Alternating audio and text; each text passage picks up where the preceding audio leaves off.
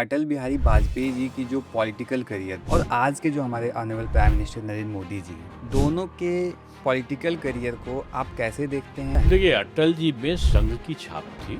मोदी जी में अगर विपक्ष ने अटैक किया है कोई, तो अटैक का जवाब तार्किक तरीके से कैसे देना है मुझे। अटल बिहारी वाजपेयी जी का अपोजिशन हमेशा सम्मान करता था, बट अगर आप आज के अपोजिशन को देखेंगे, प्राइम मिनिस्टर के ऊपर हमेशा हमलावर रहता है। विपक्ष ने अपना स्वभाव बदल दिया है। जो कहते थे स्टालिन और उदयनिधि सनातन को भगा के मानेंगे, जनता ने उन्हीं को भगा दिया।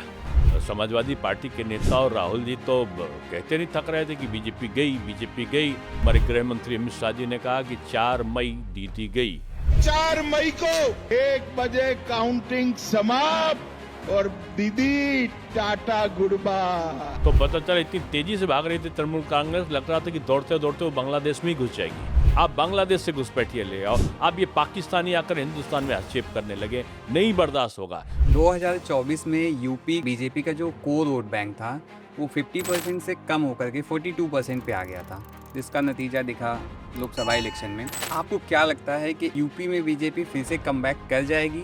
कोई दल नहीं है, सपा बसपा माकपा बाकपा आप पाप, ये दलों के दलदल हैं। ना ये मोदी हटेंगे ना ये योगी हटेंगे, दूसरा मोदी नहीं हो सकता। 2024 में कहीं ना कहीं थोड़ा सा वोट बैंक तो बीजेपी का यूपी में कम हुआ था। क्या बीजेपी अपने कुछ अलायंस को भी चेंज करेगी यूपी इलेक्शन के लिए? ना बीजेपी एक बहुत अच्छा सहयोगी है। नीतीश कुमार जी को राज्यसभा भेज दिया गया, इसके पीछे कहीं ऐसा तो नहीं कि जो पुराने नेता हैं उनको बीजेपी राज्यसभा भेज करके साइडलाइन कर रही है? अरे अगर आप मेरे बारे में कह रहे हो तो भैया ऐसा नहीं है। मैं नहीं, जिस दिन उप मुख्यमंत्री बना तमाम लोग ऐसे थे, नहीं हुए। बीजेपी की आइडियोलॉजी और आरएसएस की आइडियोलॉजी में आपको डिफरेंस नजर आता है? आप बीजेपी को अलग कैसे करके बोल रहे हो? आरएसएस पिता है तो बीजेपी उसका पुत्र है। सबका साथ सबका विकास और हिंदू राष्ट्र दोनों एक साथ पॉसिबल है? हिंदू को आप ना तो सांप्रदायिक कह सकते हो, न किसी दूसरे धर्म का विरोधी कर सकते हो। विपक्ष हमेशा कहता है कि भारतीय जनता पार्टी मुस्लिम विरोधी पार्टी।